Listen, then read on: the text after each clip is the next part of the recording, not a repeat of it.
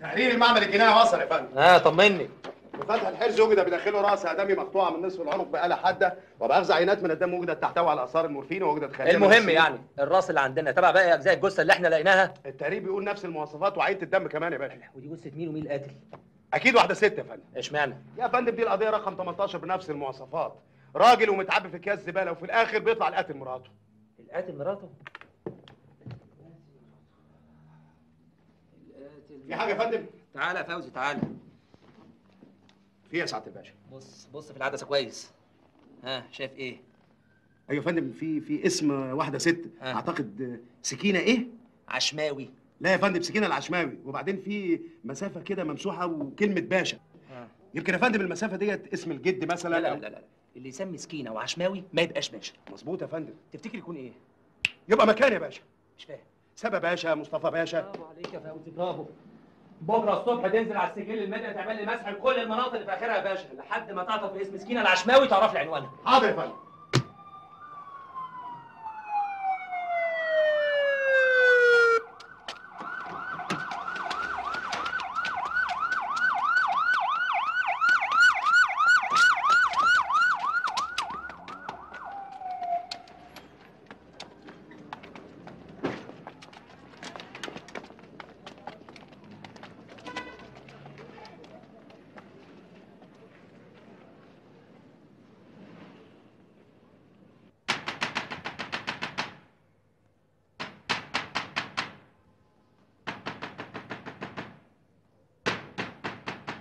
افتح الباب. مين؟ مباحث. افتح الباب. عاوزين مين؟ عايزين سكينه العشماوي. وعاوزين احنا ايه؟ افتح الباب. حاضر. انت سكينه العشماوي؟ لا. اوعى.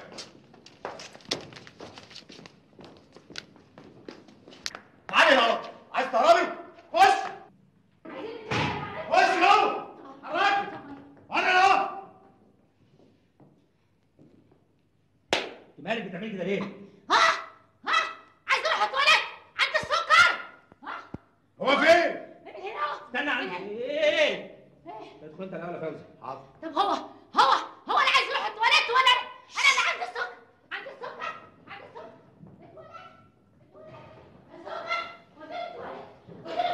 اتفضلي. وانت جوه هكلمك وترد عليا صوت عالي. سامعه يا سكينه؟ اتفضلي. اسمك ايه يا سكينه؟ هو اسم ايه؟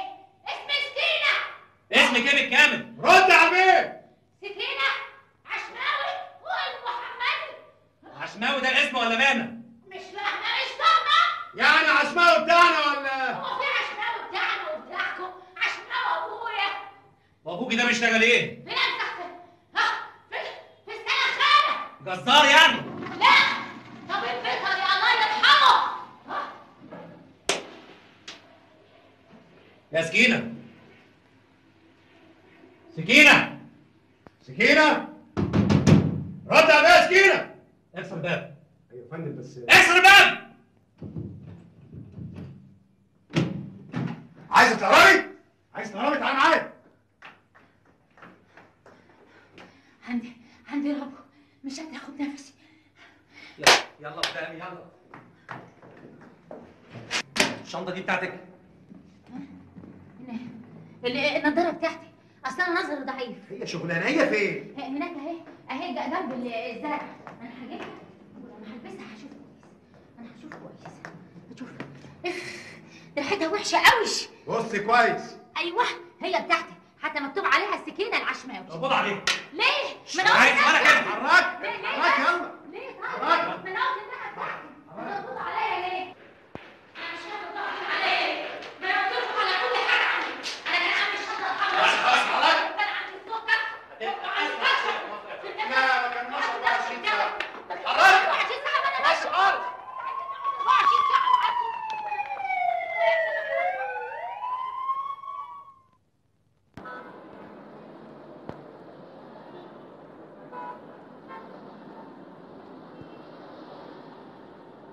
انا عندي السكر والشنطه بتاعتي. انتوا قلتوا لي الشنطه دي بتاعتك، قلت بتاعتي. طب بتقبضوا عليا ليه؟ يعني انت معترفه ان دي شنطتك ومكتوب عليها اسمك بخط ايديك؟ ايوه وكان في شنطه تانية زيها ومكتوب عليها اسمي برضه. الشنطه اللي فيها بقيه الاجزاء؟ ايوه وديتيهم فين؟ اديتهم هديه لشلبي ابن اختي وبيشتغل ايه شلبي ده؟ طالب في كليه الطب. كده الامور بقت واضحه يا فندم. طبعا بدل ما يشتري له جثه يتعلم فيها خالته جابتها له هديه. جثه ايه؟ انا مش فاهمه اي حاجه. الانكار مش هيفيدك بحاجه. طب وانا حاجر ليه؟ هو ايه الموضوع؟ انا فاهمك الموضوع. أيوة. انت قتلت قتيل وزعتيها على شنطين. الشنطه دي حطيتي دماغه المقطوعه وفي الشنطه الثانيه حطيتي بقيه الجثه اللي تديها لشلبي ابن اختك. يعني ايه؟ الشنطه دي كان فيها راس قتيل؟ ايوه. ايوه فين التواليت؟ مفيش تواليت. لازم تعترفي الاول. اعترف بايه؟ انتوا عايزين تلبسوني تهمه. الشنطه دي كان فيها مكسرات وفيها شويه هدوم انا جايباها معايا من السعوديه. فين التواليت؟ استني يا عم. الشنطه دي فيها راس قتيل ومكتوب عليها اسمك، تفسري ده بايه؟ هفسروا بايه؟ ما هم كلهم بيكتبوا اساميهم على الشنط. اللي هم مين؟ المدرسين. اصل انا مدرسه اعاره، وبعدين لما بنيجي راجعين مصر كلنا بنشتري الشنط كلها شبه بعضها، فبنكتب اسامينا عليها عشان ما تتوهش من بعضها. وبعدين حضرتك ده من سنه فاتت، وبعدين انا خدها الواد علي. علي مين؟ علي عليه هنهزر. طب انا هزر معاك ليه وانا اعرفك؟ كلام عادي. حاضر. هو اصل الشنطه دي يعني هو علي عليه واخدها علي، وهم اصلهم بيدلعوه بيقولوا له يا ميمون اصل هو شبه القرد. اوعى سيبني. هي الشنطه دي كان فيها راس قتيل؟ ايوه فيها راس قتيل. فين التواليت؟ استنى عندك هنا. لازم تكملي كلامك الاول. اكمل كلام ازاي؟ حرام عليكم حرام عليكم. طب الكلام ده بتوعي يقولوا عليا ايه؟ يقولوا الاستاذه قبضوا عليها وعملتها على روحها في الاسم. فين التواليت؟ فين التواليت؟ فين التواليت؟ فين التواليت؟ فين التواليت؟ علي عليه ده بيشتغل ايه؟ بكيا تلفزيون قديم للبيع، غسالة قديمة للبيع، ثلاجة قديمة للبيع، راديو قديم للبيع، بطارية، أي حاجة قديمة. انت علي عليه وانا؟ مين اللي عايزه؟ مين اللي عايزه ايه؟ شايفني بخبط على الباب؟ انت علي عليه؟ أنا علي علوة الشهير بميمون. ميمون القرد؟ أيوه ميمون القرد. تعالى تعالى العربية. مرسيدس يا خاي. العربية دي. خد على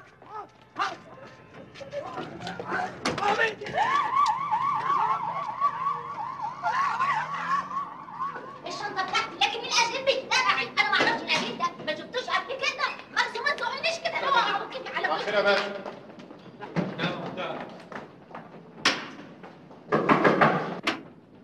سكينة العشماوي يا باشا.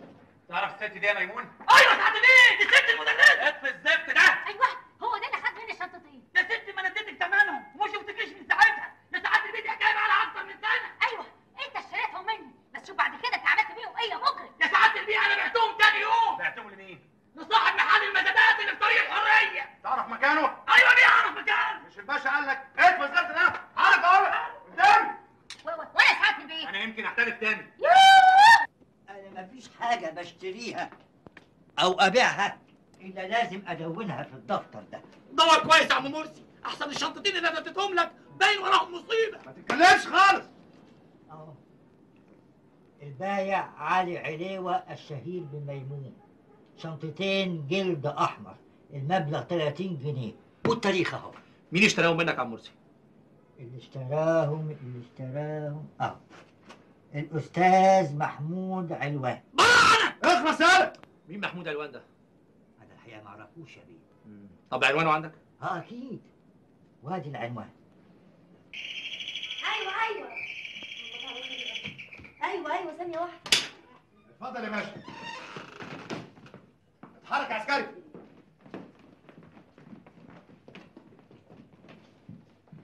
اهلا سياده العميد، عاش من شافك. في ايه؟ اسمك ايه؟ اسم البيه عارفه. رد عليا بسألك اسمك ايه؟ جاوبي على البيت. اسم ميمي سالم يا بيه. اصلها بتشتغل في كبريه يا باشا. جوزك فين؟ انا هجوز فيهم. هما كتير، ردي كويس. هم 4، لكن انا دلوقتي فاضيه وتحت امرك. جوزك محمود علوان فين؟ محمود علوان؟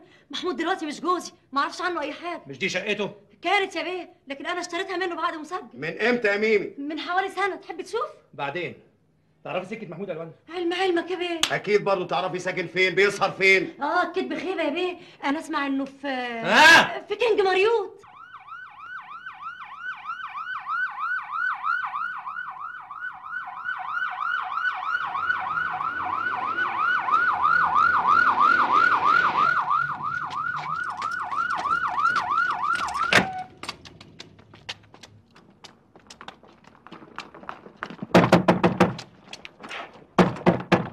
اكسر الباب. ايوه يا فندم. اكسر الباب. اكسر الباب. حاضر يا فندم.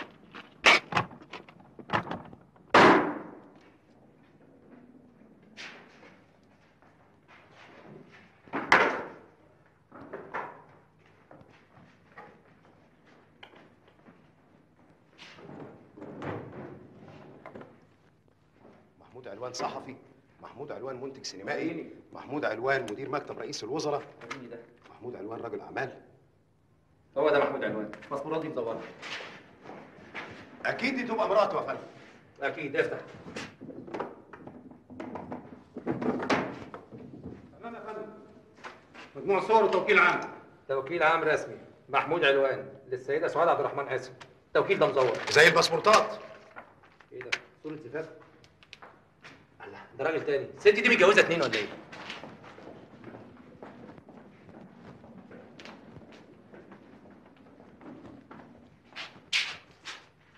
صورة تانية نفس الست. ورايا.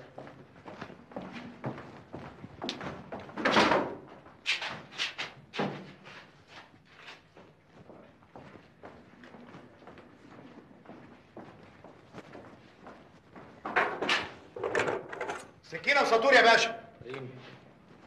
سكينة وساطور موجودين في كل بيت يا فوزي، انسى. هتشمع كل مكان في الفيلا. مفيش حاجه مهمه زي اللي موجوده معانا. هنرجع كل حاجه زي ما كانت. ما ترجعوش حاجة، نخش الفيلا كلها. ازاي بس يا فندم؟ انا مش فاهم حاجه. عشان هو اللي هي لما يرجعوا الفيلا بالسلامة يفتكروا ان في حرامية دخلوا وسرقوا الفيلا، فيجونا يبلغوا برجليهم، وبكده يبقى يريحونا من البحث عنهم.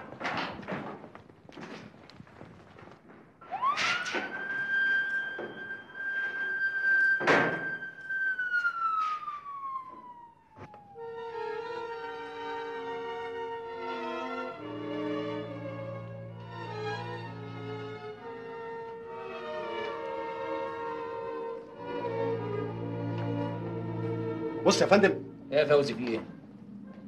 ايه راي سعادتك في الشبه ده؟ قصدك ايه؟ واضح ان في تشابه في شكل الجمجمه وملامح الوش. حتى شوف سعادتك كمان الصوره دي. ايوه يا فوزي، بس اللي يقرر ده الطب الشرعي مش احنا. اتفضل. في شنطه بتاعتك يا فندم مستعجل. وريني. ورايا يا فوزي. على فين يا فندم؟ ورايا يا فوزي. حاضر. جهز الهوا بسرعه. جاهز من هو يا ابني. ممكن يا فندم تكون جزء من الجثه اللي عندنا؟ على كل حال يا عم ابراهيم انا هبعت لك بكره الصبح عشان ناخد اقوالك ونقفل المحضر. حاضر يا فندم. فوزي. نعم. عايزك تتابع الجثه في المشرحه وتستعجلي تقرير الطبيب الشرعي. حاضر يا فندم. ومن بكره الصبح عايز كل المعلومات عن محمود علوان. وعندك مليون سكه، عندك السجل المدني، المرور، اتصرف. طب والست اللي في الصوره يا فندم؟ الست اللي في الصوره هي اللغز الكبير. عايز كل المعلومات عنها، واول ما تلاقوها تقبضوا عليها بورق الماده. ايوه يا فندم، بس هنقبض عليها بتهمه ايه؟ مش مشكلتي، انا عايزها قدامي باسرع وقت وباي طريقه. حاضر يا فندم.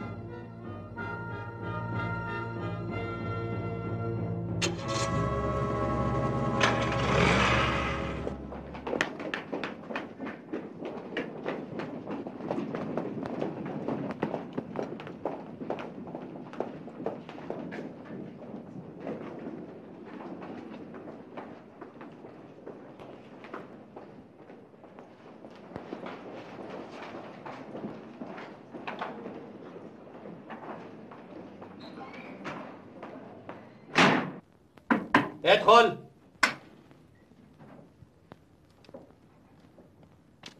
واحدة اسمها سعاد قاسم يا فندم. مين سعاد قاسم؟ ايوه خليها تدخل. اتفضلي. أنا جالي الاستدعاء. اسف اني استدعيتك بشكل رسمي، لكن واضح ان حضرتك مش مقيمه في كينج ماريوت. مظبوط، أنا مقيمة عند والدتي من 5 أيام في سموحة. علشان كده بقى أقدر أعرف فيه إيه؟ في حاجات ضبطت مسروقه تخصك او تخص جوزك، اكيد حضرتك متجوزه. أيوه. مين؟ محمود علوان، محمود علوان. الاسم ده مش غريب عليا. مدير مكتب رئيس الوزراء. اهلا وسهلا يا فندم، اتفضلي. الاسم ده انا اكيد سمعته في الوزاره. فوزي، المضبوطات اللي عندك بتاعت الهانم. حاضر يا فندم. ها كله تمام يا فندم. طب اسبقونا مع حصلكم. تمام يا فندم.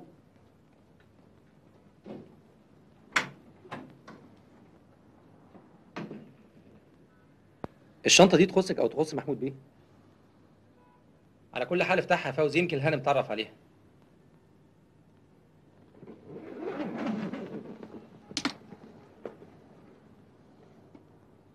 بس دي ريحتها وحشة أوي، شكلها مقرف. عموما إحنا كان عندنا شنطتين شكلها تقريبا. والشنطه التانيه فين؟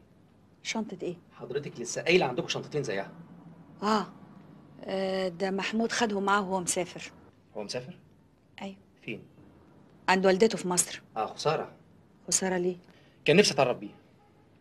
طيب تسمح لي أنا بقى دلوقتي؟ اكيد والدته عندها تليفون في مصر. أيوه عندها. كم؟ 3 2 0 3 7. فوزي، اتصل بالرقم ده في مصر وحولوا لي على المكتب، بس اتاكد انه رد عليك الاول. حاضر يا باشا.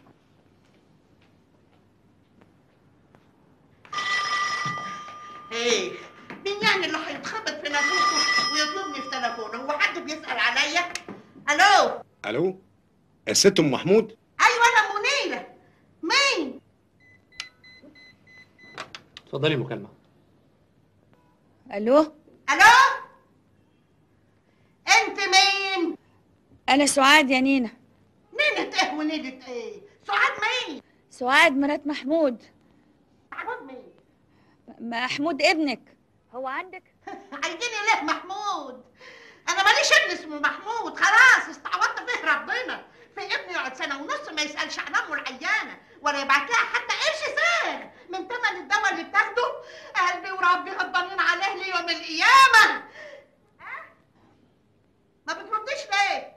ما تردي. ردت المية بزورك. طيب لما يجي خليه يكلمني.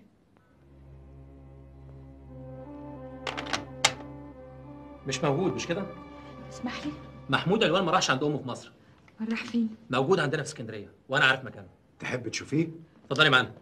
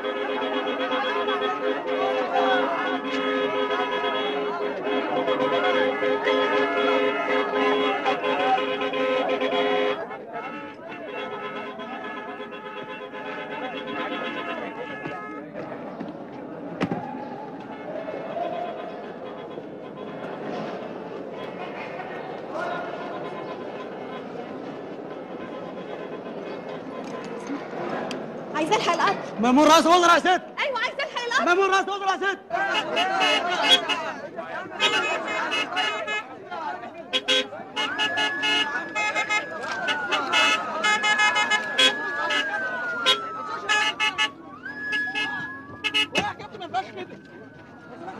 هو في ايه يا محمود؟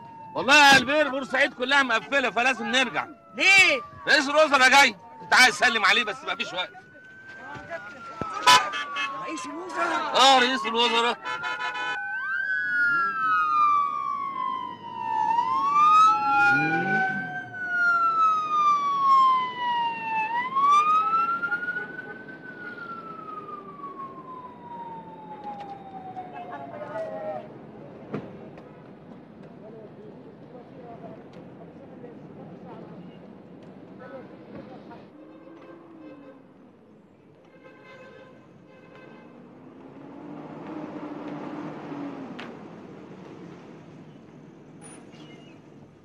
انت مرجعني اللوكاندا تاني ليه يا محمود؟ هروح اشوف حكايه المركب اللي اتاخرت، انزل انت استناني هنا يا البير. طيب بس ارجوك يا محمود، انت عارف ان انا حطيت معاك كل ما املك في العمليه دي، حتى بعت شقتي على ايديك وبعت كمان صيغه مراتي، وما بقاش حلت ولا ملين دلوقتي عشان اكل بيه. وبعدين يا البير ما تقلقش، قلت لك انا هتصرف، انا ليا اتصالاتي وانت عارف كويس. استناني هنا ما تاخرش، انا هرجع لك حالا. اوعى اتحرك يا البير.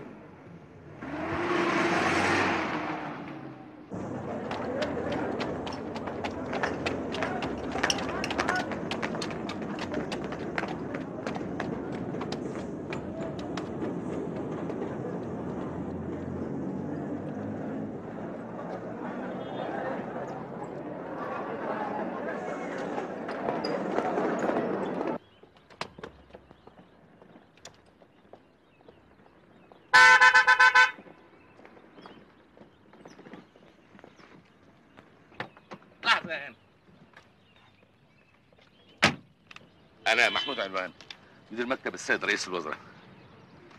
اهلا وسهلا. واضح حضرتك كنت مسافره بس ما لحقتيش القطر. مظبوط. احنا السبب، ناس كتير فاتها القطر. رسميات نعمل ايه زي ما سعادتك عارفه؟ معلش هحاول اخد مواصلة. ادينا فرصه نصلح غلطتنا. سعادتك رايحه فين؟ انا رايحه اسكندريه. مش معقول ده نفس الطريق. اتفضلي يا فندم. لا معلش انا رايحه، ما معلش. فيهاش اي حاجه. معلش يا فندم ده انا هاين عليا الم كل الناس اللي فاتها القطر واخدهم معايا. ما هو مش هقدر. اديني فرصه اصلح غلطه الحكومه. اتفضلي يا فندم. انا هركب يا هانم اتفضلي، ما فيهاش اي حاجه. اتفضلي سعادتك، اتفضلي يا فندم.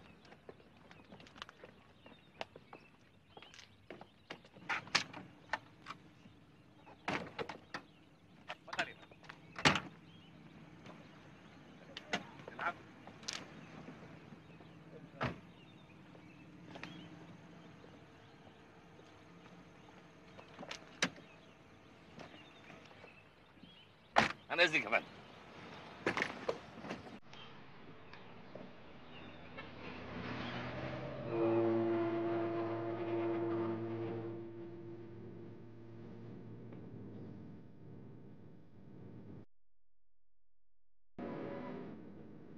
وده كان أول لقاء بيني وبين محمود علوان، وفي الطريق بدأ التعارف بينا وبدأت حكايتنا.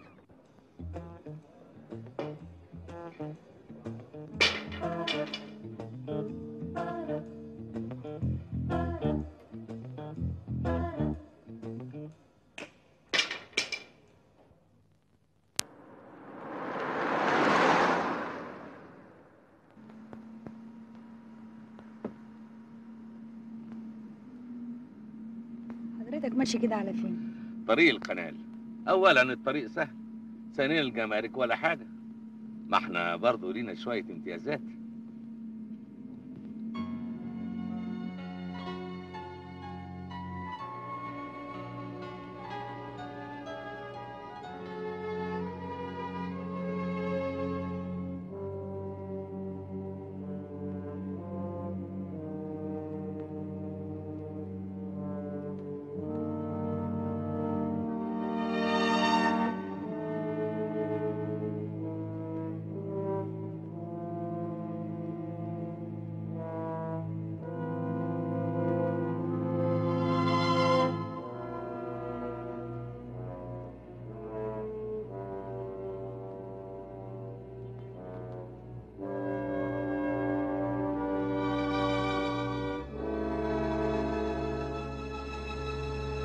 حضرتك متجوزه طبعا؟ لا. امال الله يرحمه. انا اسف جدا، انا خايف اكون ازعجتك او ضايقتك. ده من 7 سنين.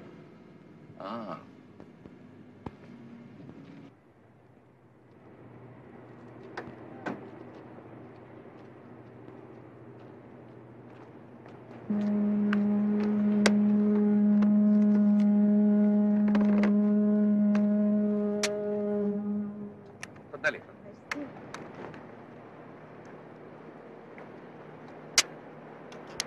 الا بالحق، حضرتك ما اتجوزتيش ليه؟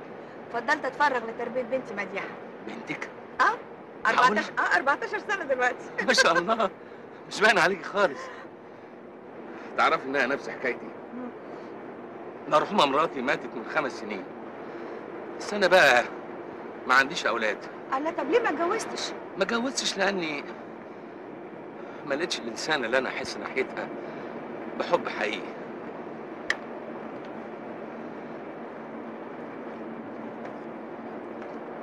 بالحق. سيجاره يا هند؟ ما بدخنش. ولا انا. طب ليه كده؟ على فكره انا مش كيف، لكن هي بقى تسالي في الطريق. هنعمل ايه يا هانم؟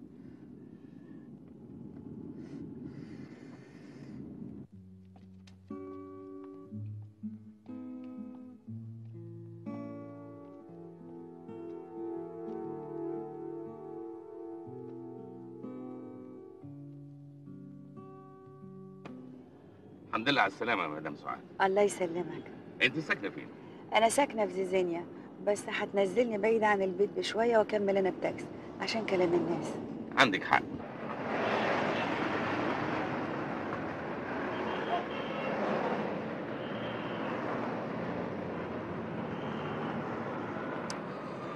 كنت أتمنى إن الطريق يكون أطول من كده.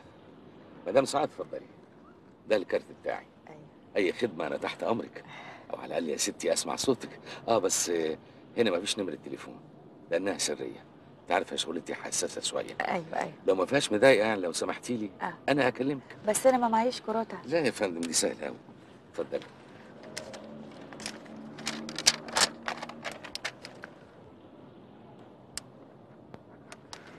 اتفضل. متشكر. متشكر قوي. أنا اللي متشكرة جدا جدا جدا. مدام سعاد، عايز أقول حاجة، ممكن أقولها؟ طبعا. بتهيألي دي ملهاش أي لازمة دلوقتي.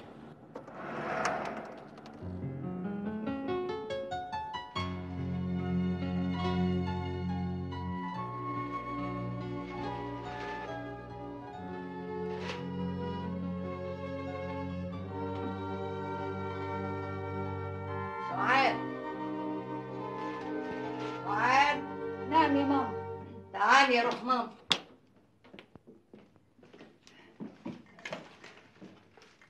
مالك يا بنتي؟ ابدا ما فيش، يمكن بس تعبانه شويه من السفر. وريني ايه الحلاوه دي. حلو قوي الفستان يا ماما، ذوقك يجنن. مبروك عليك يا قمر. ايه رايك يا تيتا، الفستان حلو؟ حلوة قوي يا بنتي، مبروك عليك.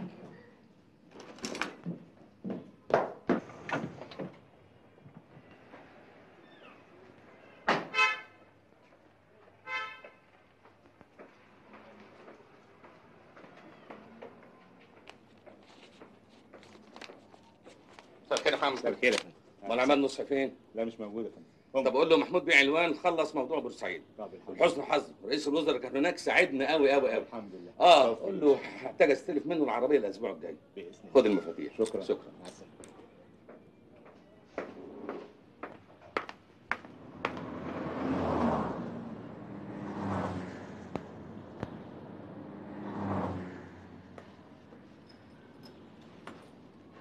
الاسانسير بتاع اهلك عطلان. مساء النور. يا دي الخيبه. البير حبيب جه؟ اه. البير حبيب جه؟ لا، افتح اوضتك. اتفضل. ايه دي؟ دي فاتورة الشهر اللي فات، صاحب الاوتيل قال لك اديها لك. يلا يتنقل ب 60 نيله. عيب. لسه مكلمنا وزير الساعه يخلي بنسيون الزباله ده 5 ستار. 5 نجوم يعني. ناس ما عندهاش ضمير ولا دم. طلع لي الخط على فوق. حولي الخط على فوق. فوق. ايوه. عيب. قول لي فضلت الشهر اللي فات ولا اللي فات ولا اللي جاي؟ ده قابلني. البير حبيب جه؟ اصفخس على منظرك.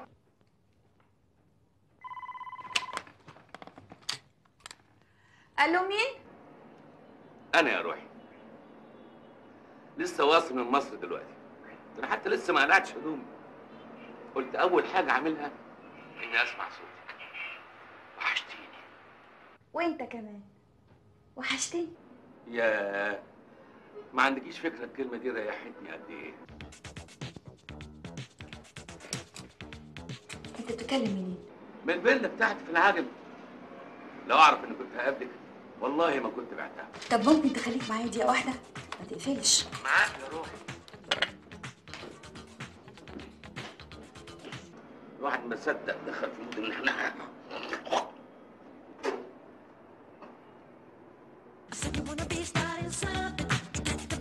ايه ما دي حل انت عاملاه ده؟ في ايه يا ماما؟ اقفلي الكاسيت ده.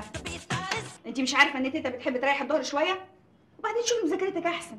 ما انا بذاكر اهو يا ماما.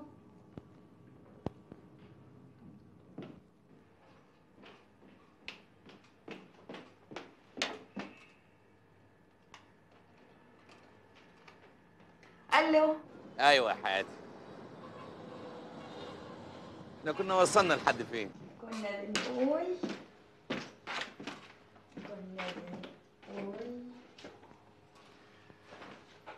بنقول وحشتني. طب لما احنا الاتنين وحشنا بعض قولي لي انت نعمل ايه؟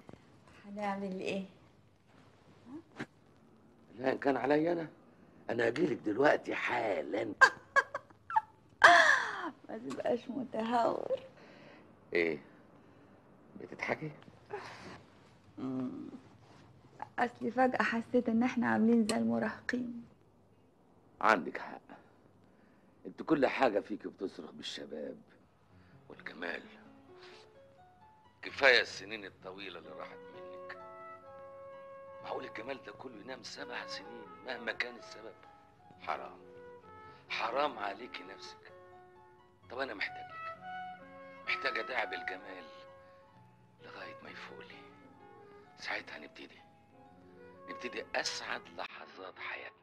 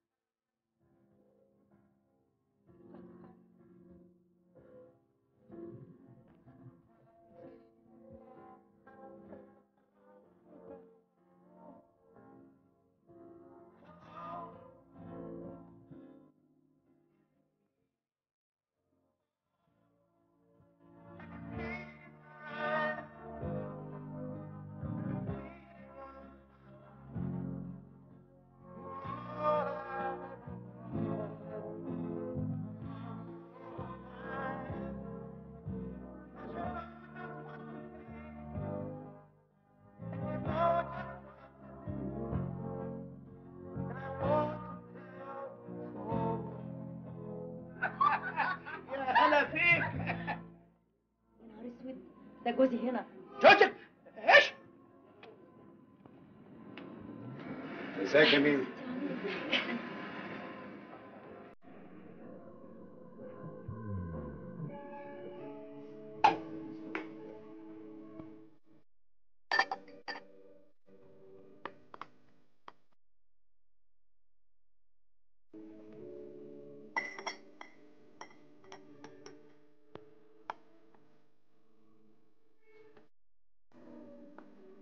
اتفضل. انا ما بشربش.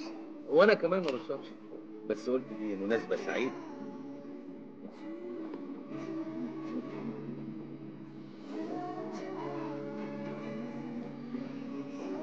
تعرف يا سعاد، انا مش ناقص دلوقتي غير ان اتعرف ببنتنا مديحة واتشرف ببنتك، احس ان ليا عيلة مش شبه. بس انا انا وحيد في الدنيا، ماليش حد. اسعدك.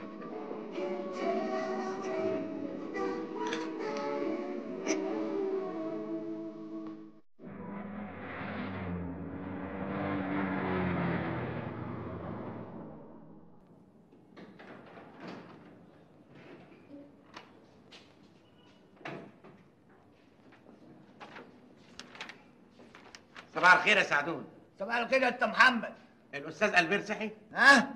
الأستاذ ألبير صحي؟ أشوفه.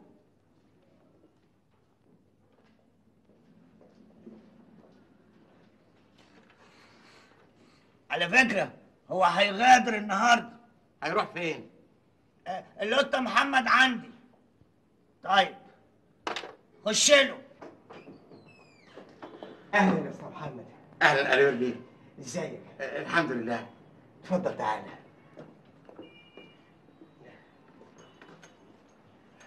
عنك انت بيه، عنك انت. اصل انا كنت معدي من هنا فقلت اطلع اطمن على سعادتك يعني. فيك الخير يا استاذ محمد. هو سعادتك هتسيب الفندق ليه؟ مجبر اخاك لا باطل يا استاذ محمد. معلش يا بيه معلش. لا بيه ده بيه عنك انت، عنك انت حضرتك.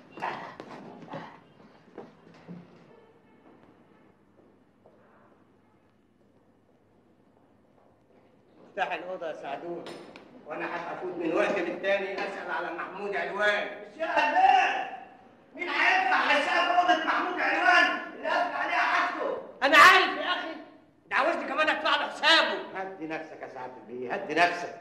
العربية بتاعت سعادة البيه اللي أنا بشتغل عنده موجودة معايا تحت. والله ما انا عارف يا استاذ محمد، هلاقي لوكاندا ارخص مني فين. على كل حال ما تشغلش نفسك بيا، انا هعرف اتصرف. ما تقلقش يا سعادة البيه، أنت خيرك عليا، أنت والمرحومة كانوا خيركم عليا كبير قوي.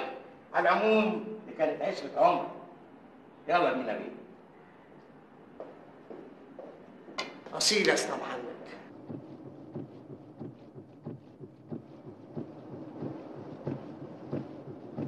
المطره بتمطر والشمس طالعه. لا مؤاخذه يا سعاده البيه، انت غلطت لما بعت الشقه بتاعتك واديت فلوسها لواحد ما انتش واثق فيه، وعمليه ما تعرفش حاجه عنها. لا مؤاخذه يعني. عندك حق يا استاذ محمد، ده ما خدش الشقه بس، ده خد كل حاجه واختفى. ما بقاش حيلتي دلوقتي غير المعاش. ولا يهمك يا بيه، احنا هنبحثولك عن محمود علوان ده وهنجيبوه من تحت قطيع الارض. حتى لو كان في بطن امه ورجع لها تاني هنجيبه لك، ما تحملش هم.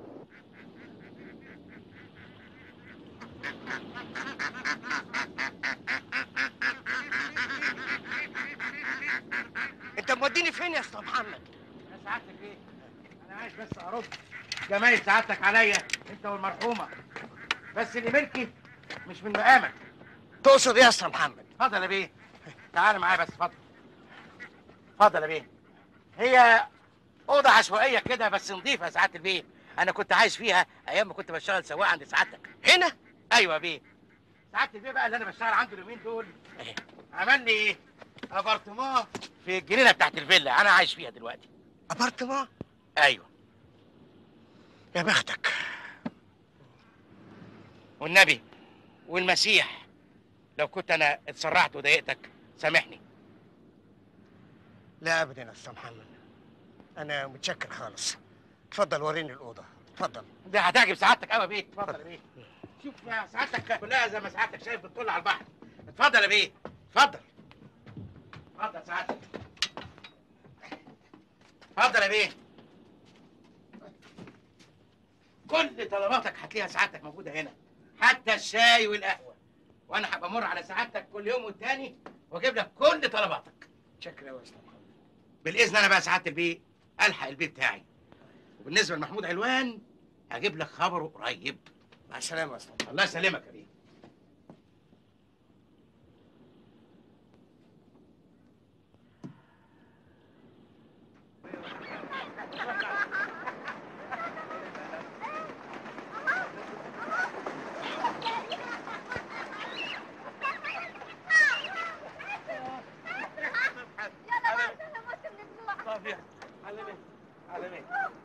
تعالي تعالي بقى. يلا هوبا، بس واحدة واحدة. واحدة واحدة. يا ماما يلا نموت من الجوع. يلا.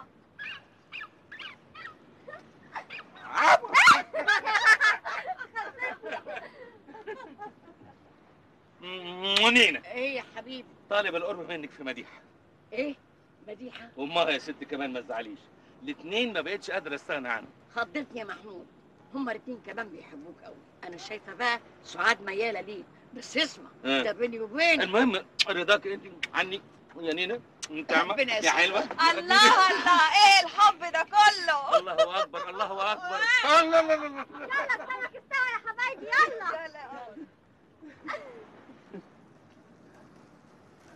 ايه يا ست تيسا، ما صدقتي ونازله غراميات في ابو حنفي؟ باي باي بقى يا جماعه. باي باي يا تيتا. باي باي يا حبيبي. باي باي. انا كمان رايحه انام. اتفضل. على الاقل الميت. باي باي يا ابو حنفي. باي باي يا حبيبتي. باي باي. على فكره ايوه. مديحه صعب جدا تاخد على حد بسرعه. فينا من الغيره ولا ايه؟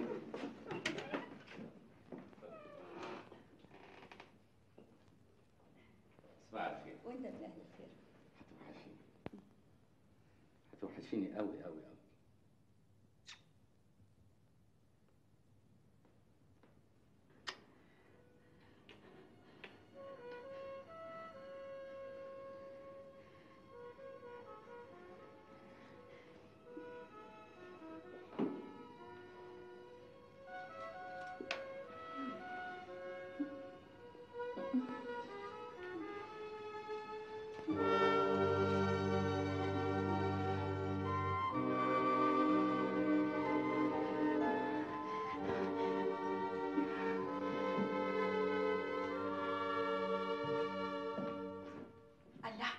انت هنا بتعملي ايه يا مديحه؟ مش في اوضتك ليه؟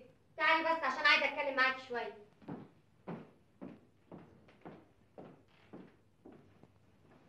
عايزه تتكلمي في ايه؟ في اللي بتفكري فيه. اللي انا بفكر فيه؟ انا ما بفكرش في حاجه. ياه، ما بتفكريش في حاجه؟ امال الروش باظ من ايه؟ اتفضلي امسحي. انت شفتي؟ ومن غير ما اشوف. هو انت فاكراني صغيره ولا ايه؟ عموما انا شامه ريحه مأذون وجواز في العمليه دي. صح يا سوسو؟ السكوت علامه الرضا. ماشي على بركه الله. عموما ابو حنفي شخصيه ظريفه ويتحب. يعني انت موافقه؟ يعني لو ما وافقتش هتاخدي بكلامي كده احسن، بدل ما تروح عليكي ترجعي تقولي لي ضيعت عمري عشانك وترملت عليكي. كلامي ايه ده بتاع الامهات. يا حبيبتي يا حبيبه قلبي، كبرتي وبقيتي بتعرفي تتكلمي. بسم الله الرحمن الرحيم، والصلاة والسلام على أشرف المرسلين سيدنا محمد صلى الله عليه وسلم. قال في حديثه الشريف: تناكحوا تناسلوا فإني مباهن بكم الأمم يوم القيامة. ومن هذا المنطلق نعقد قران السيدة سعاد عبد الرحمن قاسم على السيد محمود محمد علوان الصحفي.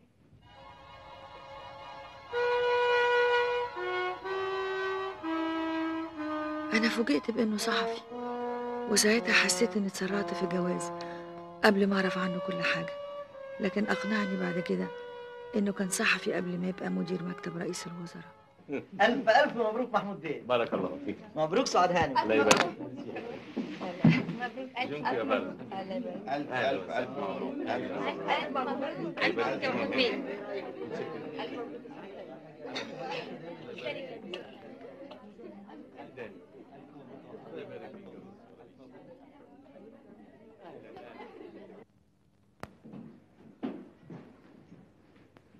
انا مش عارفه ازاي وافقتك على الراي ده يا مديحه. عشان صح. انت فاكره انا ما رحتش اسهر معاهم ليه يا حاجه؟ ليه يا حبيبتي؟ عشان هبقى قاعده زي العزوم قدامهم.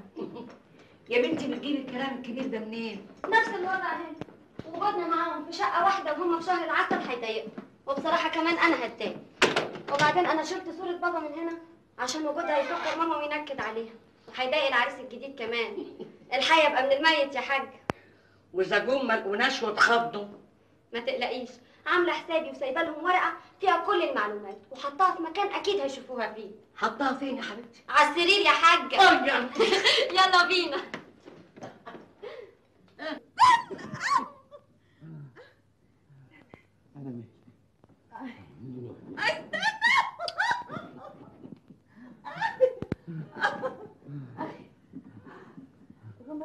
طيب اهو اهو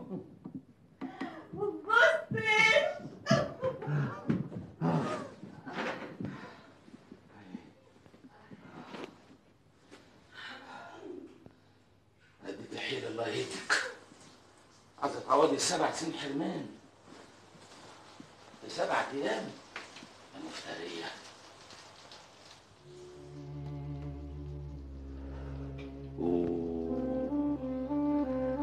لكن معلش كله بتمنه يا جميل.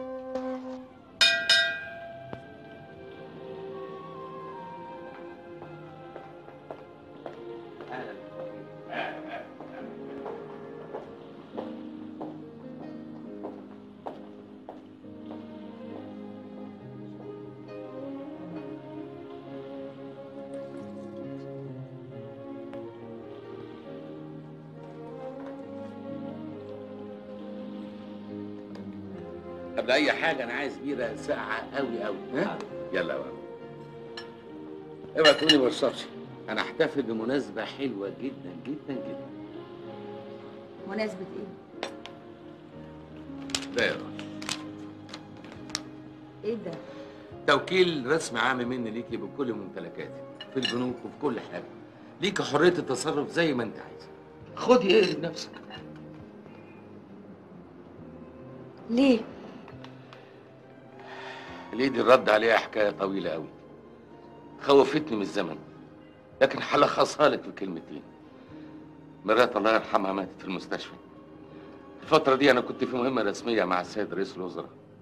ماتت لانها ما قدرتش تدفع ثمن العمليه. انا كان عندي فلوس كتير لكن ما حدش لحقها. ايوه هي عمرها كده، لكن الحكايه دي علمتني حاجه مهمه قوي. ايه هي؟ انا وسعاد مراتي كل واحد يقدر يتصرف في ممتلكات التاني في حالة عدم وجوده. ما حدش ضمن الظروف. مش مسألة مرض أموت لا قدر الله، لكن بالنسبة لي أنا مسألة مبدأ. وأنت عارفة حبيبتي ماليش غيرك أنت ومديحة.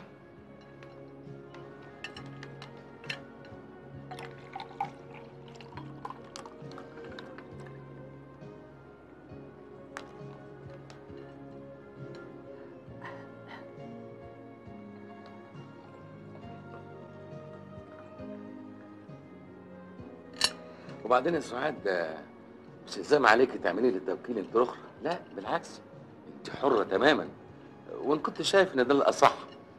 ايه رايك؟ في صحتك.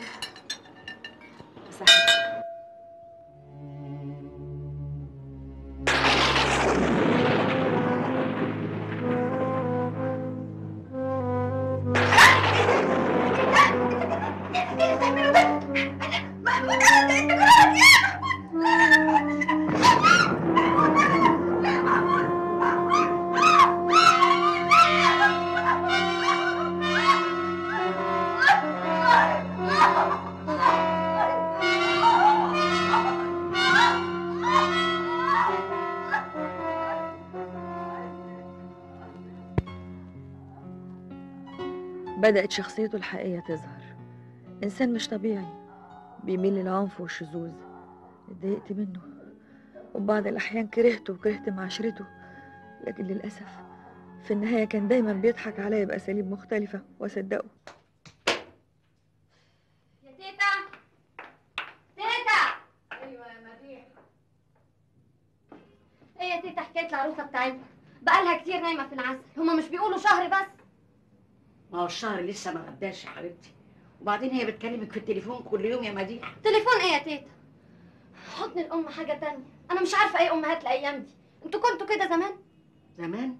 لا، كان زمان لما الواحدة جوزها يموت تترمل عليه بقية العمر، وتقعد تربي ولادها زي كده. بس برضه كان غلط. امال بنتك مش طالعه زيك ليه؟ ما هي قعدت أرملة 7 سنين لغاية ما بقيتي عروسة أهو يا حبيبتي. وبعدين الزمن اتغير يا ضنايا. زمان بقى ما كانش فيه قروبة في سنك تتكلم الكلام الكبير ده. راحت فين بس؟ هتلاقي نفسك يا سعاد على حته السويره، هتكون راحت فين يعني؟ هي مرميه تحت السرير، تحت الكنبه. هي غاليه؟ اه طبعا غالية، ده كل الفصوص اللي فيها ألماس حر. مين اللي جاي دلوقتي؟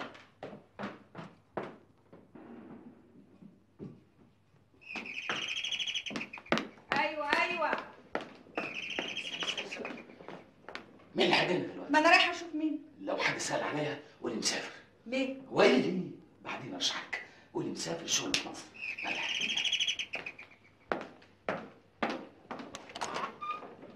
بونسوار يا هاني. بونسوار. الاستاذ محمود علوان موجود. مين حضرتك؟ البير حبيب صديقه. الله يخرب بيتك، عرفت مكان منين؟ بس الحقيقه هو في مصر. في مصر؟ ايوه. ما قلتليش حضرتك مين؟ انا المدام. المدام؟ ايوه. بكت يعني تقول المدام. طيب ما تعرفيش حضرتك سافر مصر ليه؟ سافر مصر في شغل. شغل ايه اللي في مصر؟ شغله في مكتب رئيس الوزراء. رئيس الوزراء؟ ايوه. طيب انا هبقى اجيله تاني اسال عليه. ان شاء الله. رئيس الوزراء؟ ايوه.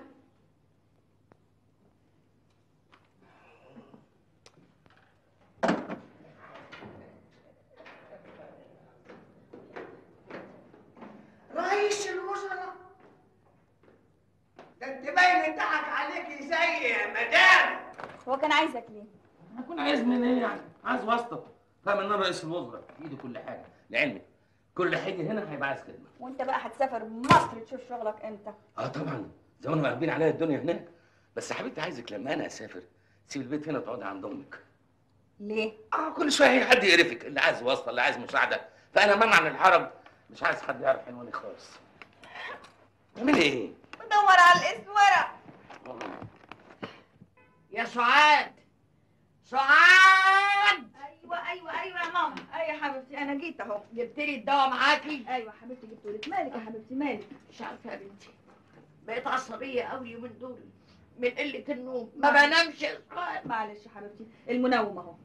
على فكره الروشته انت حطاها فين بقى؟ ليه؟ علشان الدواء صرفولي المره دي بس الدكتور علشان عارفني. ما انت بتجيبي لي منه كل مره. ايوه بس ده منوم وممنوع يتصرف الا بالروشته. حطاها فين بقى؟ عندك في الدرج. طب خدي اشربي. اي درج بقى اللي هناك ده؟ ايوه. اوكي.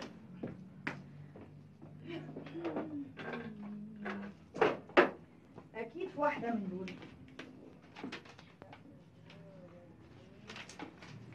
هي دي. شوفي الجرس بيضرب. طيب حاضر بالهداوه عليك. ايوه.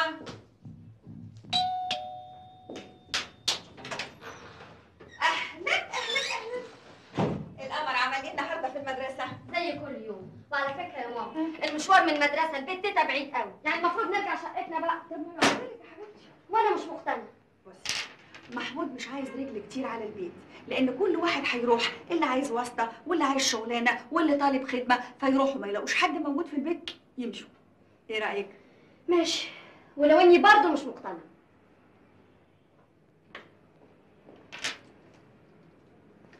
ولا انا.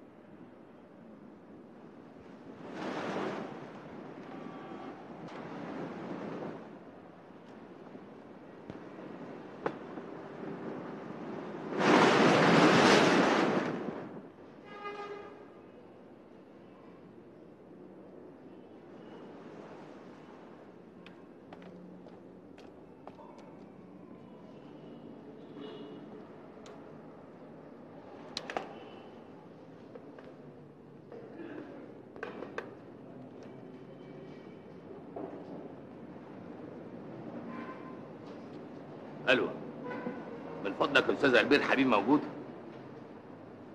انا اسكندر صح؟ لا والله مسيو اسكندر، مسيو البير غادر الفندق، بس كان هنا من شويه، جه يسال عن محمود علوان. ايه؟ صاحبه برضه.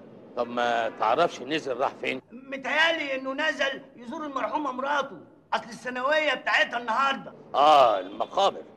طيب متشكر، متشكر قوي.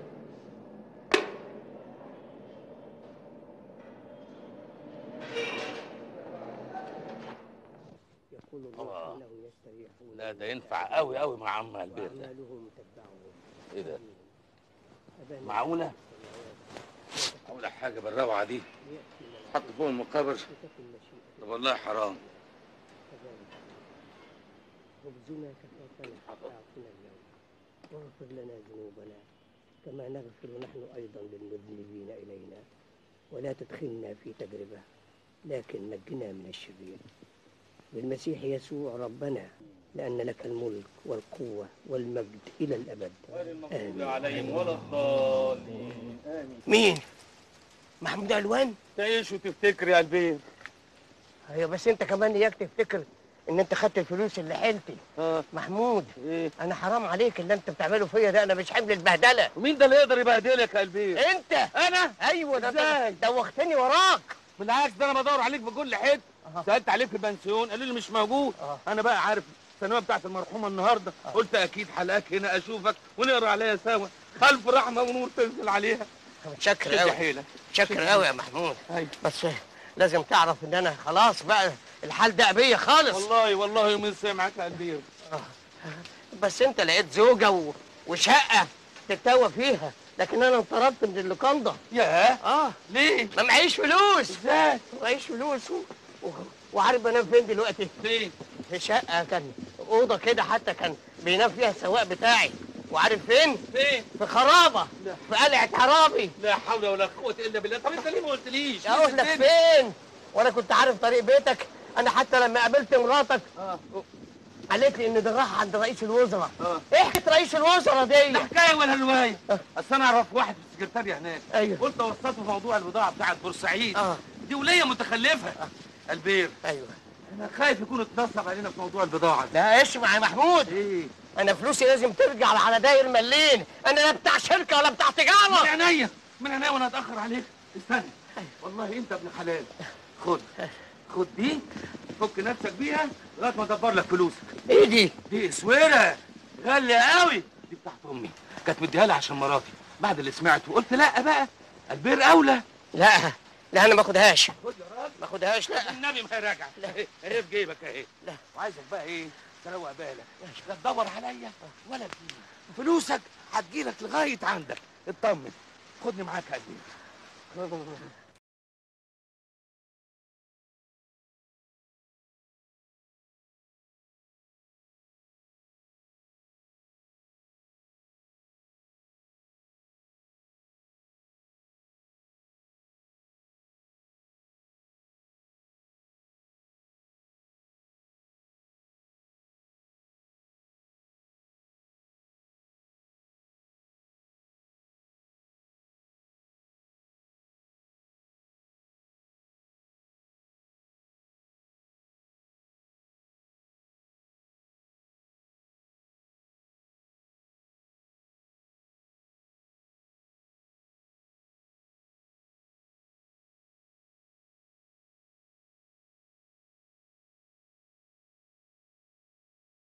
لا شكله مش مصر. لا مش مصر. المسألة مش شغل وبس زي ما اتفقنا. تلعبي بديلك من ورايا ولا ايه؟ ما انا سايباك تلعب على كده. بقول لك ايه يا ميمي؟ مش حلو كده معايا. ده انا محمود علوان. ايه الموضوع بالظبط؟ الموضوع ما يتحكيش كده على الواقع. ومال؟ نقعد له نتكلم على رواق. حكيماني نحب ونفهم. مش هنا. قلنا الكلام ما ينفعش هنا. تحب فين؟ احب مطرح ما يعجبك.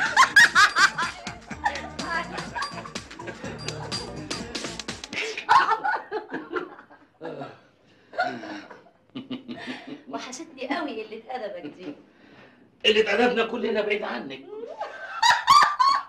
الفحم اتطفى. حطوا لنا بقى عشان نتكلم في الكلام الجديد ولا فيه. عايز يتجوزني. ايه ده؟ لازم بقى ما قلتلوش ان احنا متجوزين. قلت له بس هو مستعد يدفع. هيدفع فيك كام؟ ليه هو انت موافق ولا ايه؟ يا حبيبتي جوازنا ده جواز متعه، ولاني راجل ما بنحبش الحرام قلت نكتب ورقتين عرفي، صح؟ صح. الورقه بتاعتي معايا هنا في البلطو. الله الله الله، استني رايحه فين؟ راح اجيب ورقتي. معايا برضه. معاك؟ خدتها ازاي؟ مش مهم ازاي، المهم صاحبك يدفع، نجيب الورقتين نقطعهم 10000 حته، يعني 10 فواكه. دول بقى نفقه المتعه بتاعتي. بتاعتك؟ هي النفقه بتاعتي ولا بتاعتك؟ ما تفرقش، اشمعنى انا عايزه تمشي الشريعه دي بس؟ الا بالحق قولي لي، لما تتجوزوا هتقعدوا في شقتك دي؟ ما اظنش. لا لا لا لا، ده هيدور على شقه كبيره قوي وفخمه، بس هو مش لاقي دلوقتي. عندي برضه، تحمليش شم، بس هي مهرها غالي شويه. مش بتقول انه قادر ومتريش؟ قوي. خلاص، اقول مبروك عليك. الله، انت ماشي رايح فين؟ استنى. لا مش هروح فين بقى، مضطرين نقعدوا معاك كام يوم لغايه ما نقفل على كل المواضيع. رواقي القعده بقى وروقيها كده عقبال ما اجيلك. يلا يا عيب. قوي.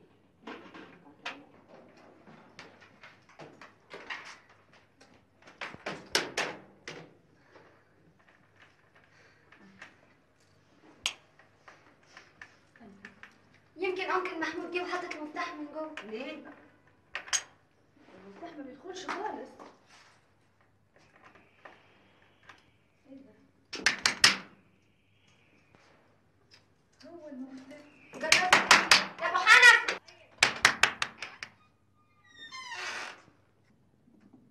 انت بتعملي ايه في الباب يا ست انت؟ انتوا مين؟ انا مين؟ انت اللي مين؟ انا صاحبة الشقة. افتكرتك، انت مرات محمود علوان مش كده؟ هي الحكاية كده؟ يا محمود! استني، عندك رايحة فين؟ في ايه؟ في ان انتوا قاعدين في شقتي؟ يا محمود! محمود علوان جوزك يا هانم بعد ما الشقة هادي بعقد موثق في الشهر العقاري. انت بتقول ايه؟ بيقول اللي انت سمعتيه يا حبيبتي. وانت ما عندكش فكرة ولا ايه؟ بقى ازاي الشقة دي ملكي انا باسمي انا؟ باعها بالتوكيل العام اللي انت عاملاه له. فوتي دلوقتي وتسأليني انا يا حبيبتي، ده يبيع ابوه. على اذنك بقى. في ايه يا ماما؟ شقتنا راحت خلاص، ايه اللي حصل؟ انا مش فاهمة حاجة. في ايه يا ماما؟ ماما كلميني. ماما كلميني. ماما في ايه؟ انا مش فاهمة حاجة. ماما انا غلطانة، ردي عليا، قولي لي حاجة، كلميني، قولي حاجة، ردي. لان انا هنا يا سعاد. ايه اللي عملته ده؟ ايه اللي عملته ده؟ عملت كده لاننا متفقين. على ايه؟ متفقين كل واحد يتصرف اللي يخص التاني طالما دي مصلحه. اي مصلحة؟ مش مصلحه بس، كمان ده احساس. اي احساس؟ احساسي كزوج، كراجل ما اقدرش انام على سرير كان بينام عليه راجل قبلي حتى لو كان ميت. يا اخي وايه اللي خلاك تقبل من الاول؟ استحملت واتعذبت لغايه ما الاقي الشقه البديله. اي شقة ولقيتها؟ لقيتها طبعا مش زي الاولانيه، لكن اقرب لمدرسه بنتنا مديحه. طبعا في فرق في السعر. اتفضلي. ايه ده؟ دفتر توفير باسم حبيبتي مديحه. الفرق في السعر كبير، زي الفرق بين تفكيري وتفكيرك، ما هو كبير. لازم تعرفي ان انت متجوزه اشرف راجل في الدنيا. محمود علوان اشرف مش شرف نفسه. اوعي تشك لحظه واحده في كده. اذا كان على التوكيل اللي انت عامله لي الغيه مش عايزه، انما التوكيل اللي انا عامله لك لا يمكن اخليه، مش هخليه ابدا حتى اخر يوم من عمري. عارفين ليه؟ لاني ماليش حد غيركم. ما عنديش في الدنيا اغلى ولا اعز منكم. خساره، ما كانش العشم، ما كانش العشم، والله ما كانش العشم.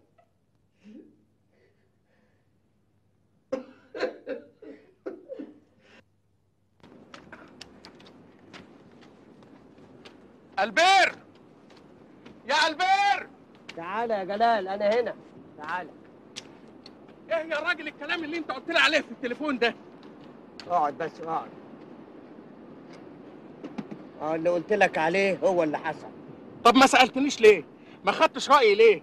حد في الدنيا يبقى صاحبه وحبيبه جلال الدور المحامي ويعمل عامله زي عملتك من غير ما ياخد استشارته؟ وده وقت عتاب يا جلال. قول لي دلوقتي اعمل ايه؟ بقى يا راجل تبيع شقتك وتقعد في الخرابه ديت وتدي فلوسك كلها لواحد نصاب؟ نصاب؟ طبعا يا البير، ده مرفوع عليه 5 قضايا نصب من محامين زملائي، وانا شخصيا رافع عليه قضيتين شيكات بدون رصيد، واحده في ليبيا والتانيه في قطر. ده نصاب دولي. محمود علوان؟ مش مصدق؟ اوريك، ده غير الاحكام اللي عليه وغير النسوان اللي هو نصب عليهم. نسوان؟ ايوه يا البير، محمود علوان نصاب دولي محترف. محترف؟ والبوليس بيدور عليه في كل حته، مش عارفين له طريق سكه، اسامي وعناوين ووظايف كلها وهميه، بس هيروح مننا فين؟ مسيره يقع ويطب. يطب؟ طمنتني يا جلال.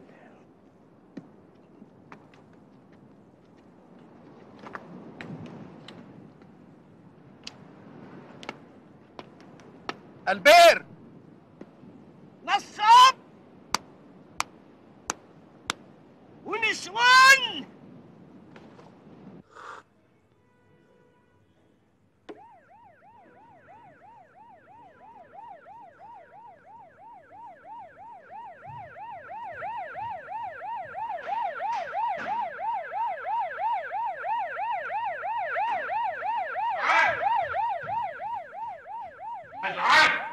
في مصيبة.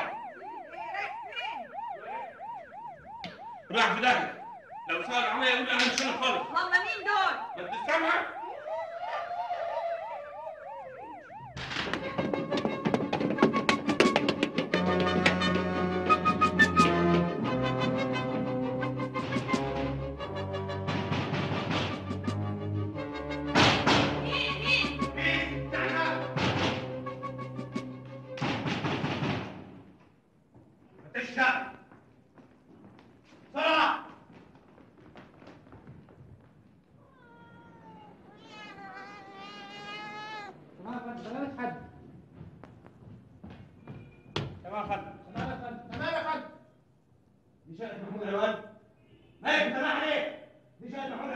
دي شقتي انا. وانت مين؟ انا سعاد قاسم. لا يا فندم، دي شقة الأستاذ محمود علوان. وانت مين؟ إبراهيم مصباح صاحب العمارة. ما كنتش تعرفي ان الشقه باسم علوان؟ دلوقتي بس عرفت. وانت يا اسم مصباح ما لقيتش غير علوان ده تسكنه عندك؟ أنا ما أعرفش عنه حاجة يا فندم، إلا إنه بيشتغل منتج في السينما، حتى عقد الشقة لسه ما سجلتوش. ما تسجلوش احسن. محمود علوان ده مش منتج وبس، ده ممثل كبير وبيلعب كل الادوار. واعمل حسابك لو اتسترت عليه انت والولايه دي هتعرضوا نفسكم المسؤوليه. حاضر يا فندم.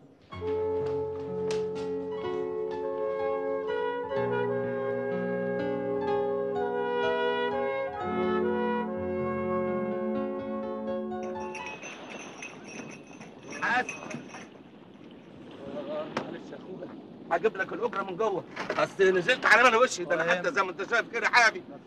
اصدقني يعني. لا يا فهد. عندك المال.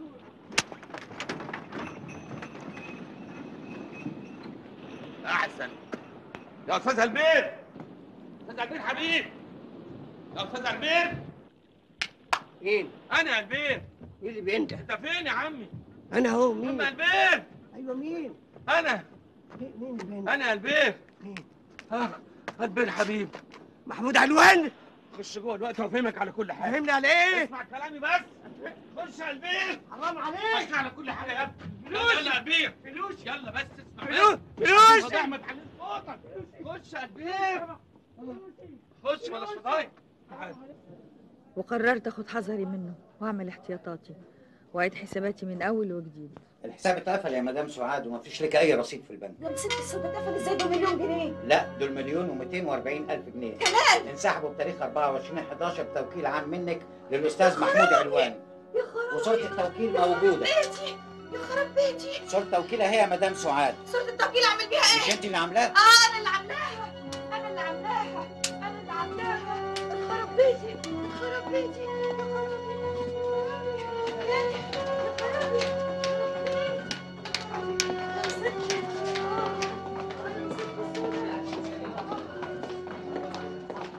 صدقني يا محمود انا هبلغ عنك البوليس وهوديك في داهيه. بلغ. هتستفيد ايه؟ فلوسي. فلوسك عندي انا يا حبيبي. الحكومه مش هتقدر تجيبها لك، انا اقدر اديها لك بمزاجي. لو بلغت عني يمكن اتحبس، لكن انت هتطلع مولد بلا حمص. عايز فلوسك يا البير؟ ايوه. نفذ اللي هقول لك عليه بالحرف الواحد، والمثل بيقول خليك ورا الكداب لحد باب الدار. خليني ورا الكداب لحد باب الدار. طلباتك ايه يا محمود؟ تعجبني. خش هات ورقه وقلم وتعالى. حاضر. اوام. حاضر. ما تخش بقى. ونسوان يا عيني. انت مش جيتني في البيت؟ ايوه في الشقه اللي فاتت سالت على الاستاذ محمود وحضرتك قلت لي عند رئيس الوزراء. طب تعالى خش. هو مستخبي عندك مش كده؟ اديني الورقه دي فيها كل الطلبات اللي عايزها. طيب اقعد استناني هغير هدومي وجايه معاك. لا تيجي معايا فين؟ يمكن حد يكون من البوليس مراقبك ولا حاجه، وبعدين ده في حته مقطوعه، ما فيش تاكسات بتروح هناك خالص. يا مدام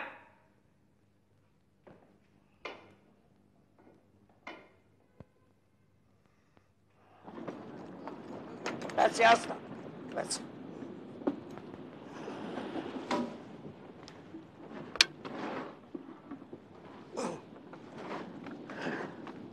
اتفضلي. مستخبي هنا؟ ايوه مستخبي هنا. اتفضلي اتفضلي. ولما انت عارف عنه كل ده متويه عندك ليه؟ انا متويه غصب عني، لكن الله يسامحك، انا اذا كنت قلت لك كل حاجه فالان يعني حاسس انه نصب عليكي زيي، لكن يعلم الله قد ايه انا قلبي عليكي، وعاوز اقول لك انك تخلي بالك للمستقبل يعني برضه. ما هو انت رخر اتنصب عليك؟ نصب عليا؟ ده ما خلاش حيلتي ولا ملين، كل اللي اداهولي حته اسوره. اسوره؟ وقال لي انها بتاعت امه، مع ان انا عارف امه ست غلبانه عايشه في جحر في الجماليه. فين هي الاسوره دي؟ اهي.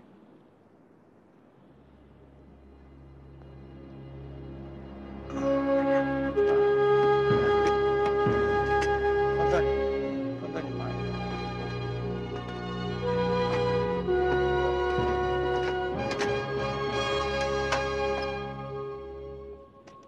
اتفضلي. انت كلب الكلب، جبت البلوه دي معاك ليه؟ اهلا اهلا يا سعاد، كويس انك جيت. شاكين عم قبير 5 كده مش هنطول عليك، 5 برضه. ها اهلا اهلا، كويس انك جيتي. اوعى تكوني نسيتي حاجه. ايه ده ايه ده؟ اضربي يا حبيبي، اضربي السكينه ريحي. انا عارف ده مش عليكي، هي اللي خطفتك عليكي. وديت فلوسي فين؟ وديت فلوسي فين؟ فلوس ايه يا سعاد؟ فلوس ايه؟ المليون و200,000 اللي كانوا في البنك، رصيدي اللي كان في البنك وديته فين؟ فلوسك في الحفظ والصون. انا حفظ بأني صون؟ دي فلوسي، حياتي وحياة بنتي، دي فلوس جوزي، فاهم يعني ايه؟ وديته فين؟ الله يرحمه ويحسن اليه. اهدي بس وافهمك على كل حاجه. اهدي بالله. فلوسي وفلوسك ايوه سحبتهم من البنك في يوم واحد. ليه؟ هقول لك ليه؟ ليه؟ حطيتهم في الخزنه بتاعت امي اللي في مصر. يروحوا عند امك ليه؟ ما هفهمك بقى. اهدي بقى. وانا في قطر استلمت مع الشيكه على فلوس والشيكات، عندت ما دفعتش، عمل قضيه ما خدتش في بالي، عرفت انه خد حكم عليا. ايه ليه؟ قلت يحجزوا عليا لكن يحجزوا على سعد حبيبتي لا. يحجزوا عليا لا، يحجزوا عليا لا. يعني خلاص حبيبتي، ده انا كل ملكك يا سعاد.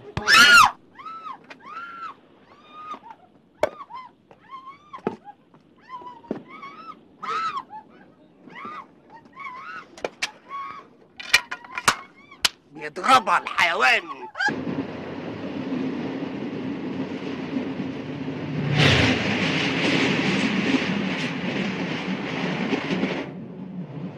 قدرت اتخلص منه بصعوبة في الليلة دي، لكن بعد ما أصابني بالقرف والغثيان، وكانت دي نهاية معاشرتي الجنسية له كزوج، لأني كرهته وكرهت الحياة معاه. لكن صبرت عشان استرد فلوسي وفلوس بنتي. ما كانش قدامي حل تاني غير اني امشي ورا كدبه للاخر، وقدرت اعرف عنوان امه في مصر من مستنداته القديمه اللي لقيتها بالصدفه. انا جبت الطبيب يداويني، قال لي يا عيني. من فضلك الست ام محمود فين؟ محمود مين؟ محمود علوان. اخويا. اخوك؟ انا عايزه بقى والدته. عايز امي يعني. ايوه. انا جبت الطبيب يداويني، قلت له تعالى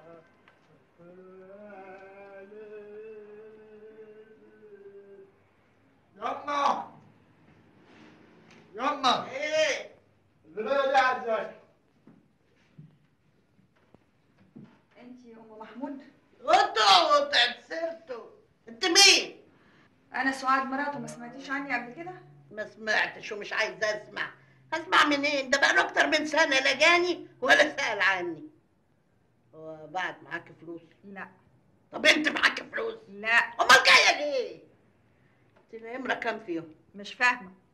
يعني نمره كام في نسوانه؟ ال 17 ولا ال 18؟ ها هو متجوز 17؟ انا ما عدتش فاكره اتجوز كام، اصله بيتجوز كتير قوي. الواد ده وسخ، تلاقيه ما قالكيش كمان. انت بتشتغلي ايه؟ رقاصه ولا منياهم؟ حكيم هو ما يعرفش غير الاشكال دي. مالك واقفه كده لا بتمشي ولا بتنمشي؟ تعرفي تعملي قهوه؟ عندك الكنكه اهي، خديها اشطفيها واعملي لي فنجان قهوه مظبوط. ان شاء الله ما عنك عملتي حاجه، تبين عليكي خايبه ومدهوره كمان.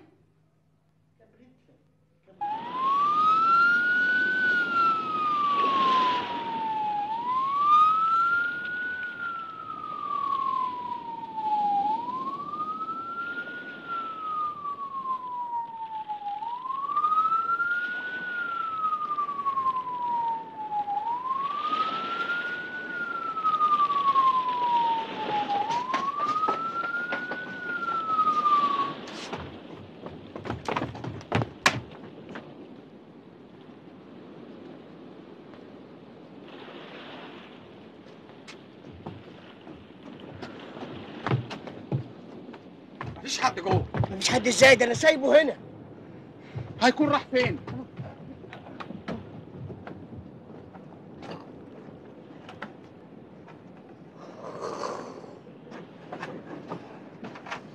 الله يا قلبي الكلب، انا كنت حاسس انك هتخوني، لكن معلش انا برضه عامل حسابي. وطبعا رجعت لقيتيه اختفى. ايوه اختفى مده طويله. وبعدين اتصل بيا بالتليفون، نزلت قابلته، خدني لفيلا قال لي انه اشتريها لي باسمي. في كينج ماريوت مش كده؟ ايوه الفيلا دي شفت فيها اسود ايام حياتي. سعاد سعاد اطلعي.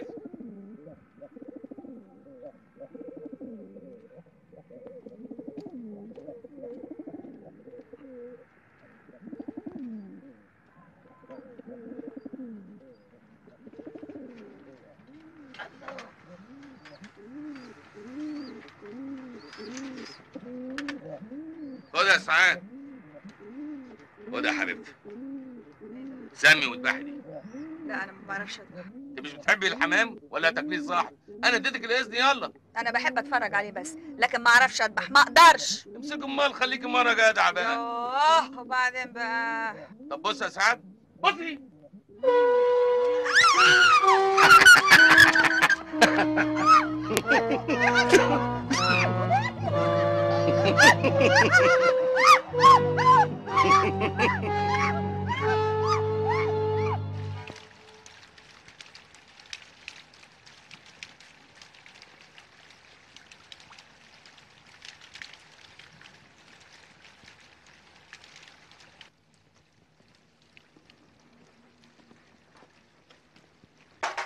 خد يا سعاد شوية نسكافيه هيعدوا لي دماغك ويخليكي فله، هيدفوكي تبقى خلصتها. يلا اشربي. الله، اشربي عشان تتدفي. الحمام يخلي جسم الواحد مولع. يلا اشربي اشربي عشان تتدفي. يلا يلا.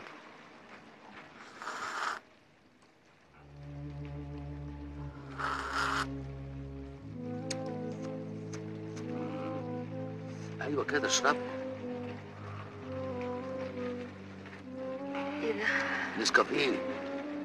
لا نسكافيه. ايه ده؟ الله الله الله الله الله، ده احنا حلوينا قوي. يلا حبيبتي يلا يلا يلا.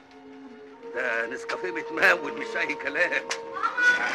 يا ماما خش يا بنت نامي، امك هتنام عندي الليله. يلا حبيبتي يلا يا سعاد يلا.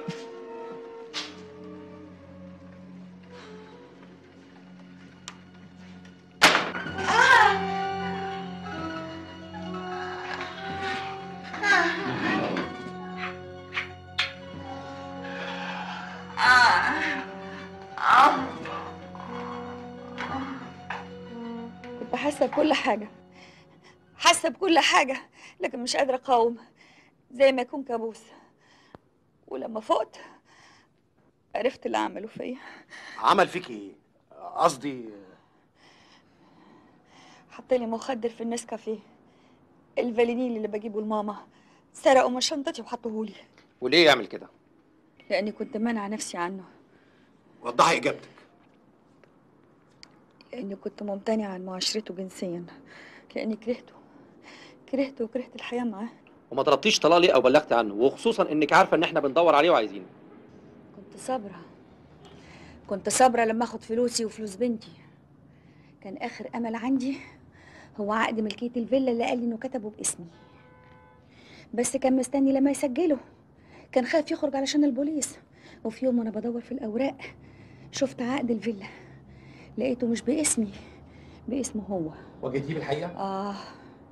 ايوه، مواجهتي بالحقيقه له وعدم معاشرتي له جنسيا خليته بني ادم تاني. لا، ده مش بني ادم، ده حيوان، ده حيوان، ده حيوان، ده حيوان. مديحة، مديحة، هي يا ماما جت؟ طب لو سمحتي هاتيلي البشكير.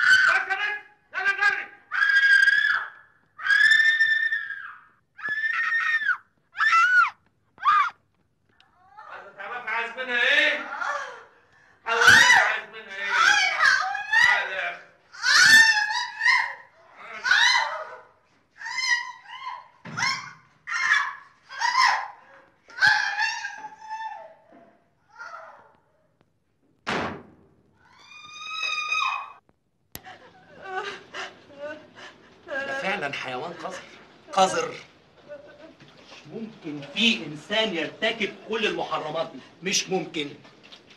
لعلمك لو ما كانش انقتل كان لازم هيعدم بالقانون. مظبوط يا باشا. قتل ادميتها كزوجه وقتل كل المشاعر والاحاسيس.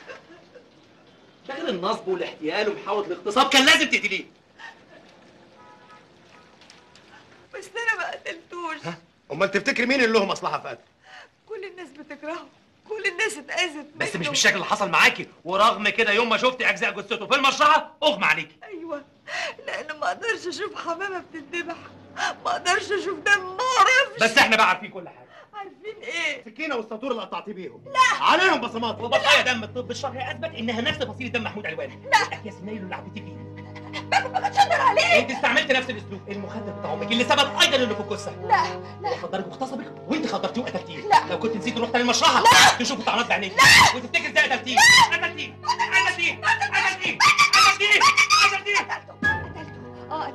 قتلته وقطعت جلدته حتت ورميتها للكلاب.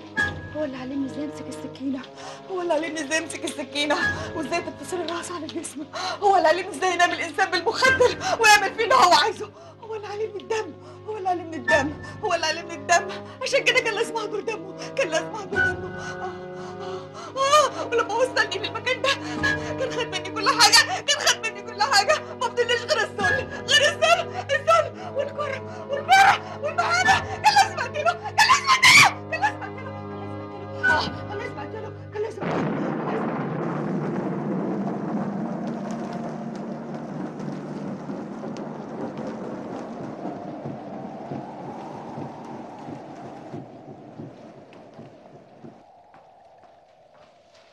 هي دي السكينة اللي ارتكبت بيها الجريمة؟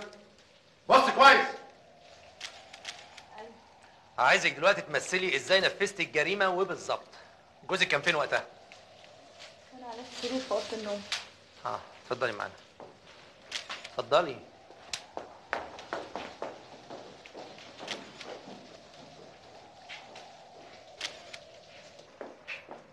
هي دي اوضه النوم؟ وكان نام فين على السرير؟ من فضلك يا فوزي نام زي ما بتقول. كده؟ صور. السكينة كانت فين؟ كده يعني؟ وانت كنت فين؟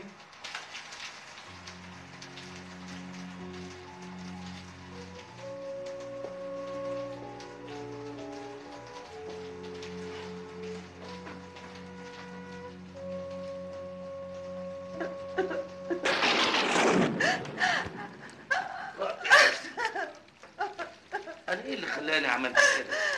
اقصى عليا صحيح، مع اني ما احبش اعمل حاجه تضايقك غصب عنك، لكن انت بصراحه بقى كمان معلش اقول ايه؟ يلا بقى انت شاطر. بقول لك ايه؟ اعمل لنا حاجه سخنه تدفي الواحد عشان نكمل ليله الحلوه ديت، ها؟ وانت اطمنت خلاص، البنت راحت عند جدتها.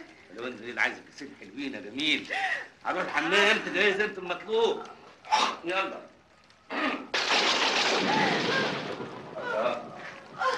ما تقومي بقى.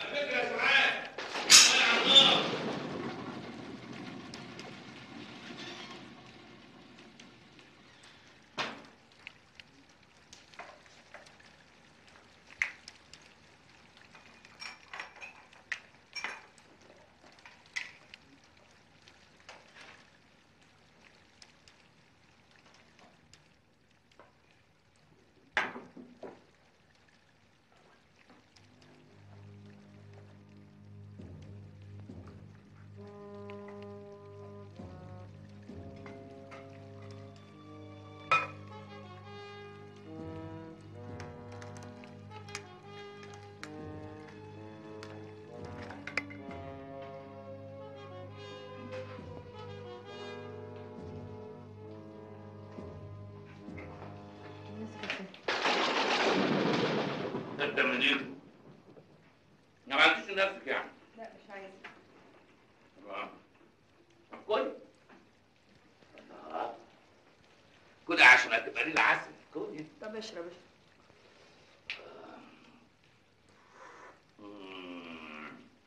فعلا الواحد كان محتاج حاجه سخنه تدفيه. الله. اشرب اشرب. النسكافيه ده مزاج قوي. كلي كلي. اشرب.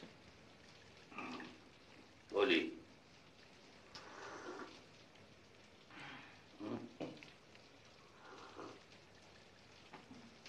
كلي كلي كلي.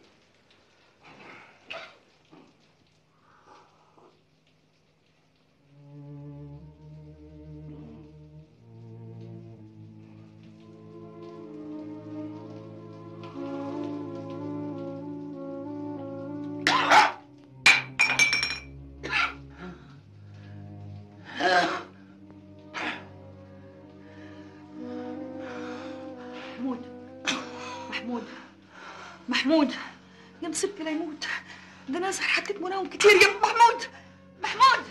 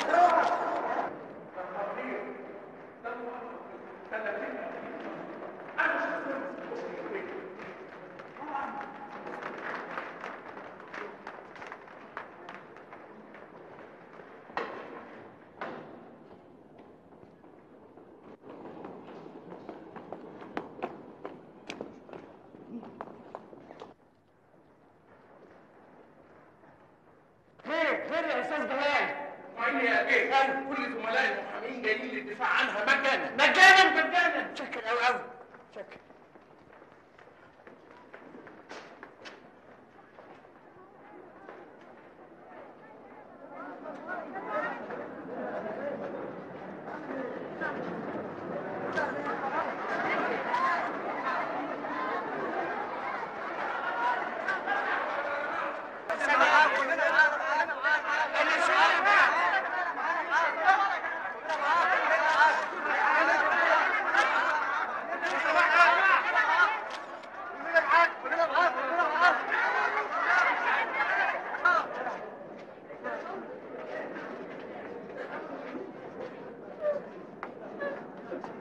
خدي دي.